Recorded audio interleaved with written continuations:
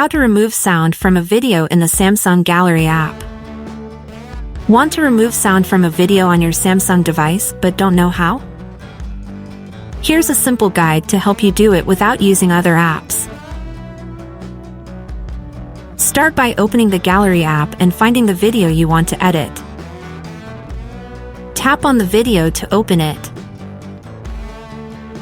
Next, tap on the pencil or edit icon to enter the editing mode.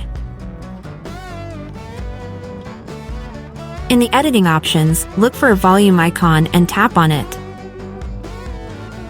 You will then see options to adjust or mute the sound. To remove the sound from the video, reduce the video volume all the way to 0. This will mute the video in one step. After muting the sound, tap on Save to save the changes. The video will now be saved without sound.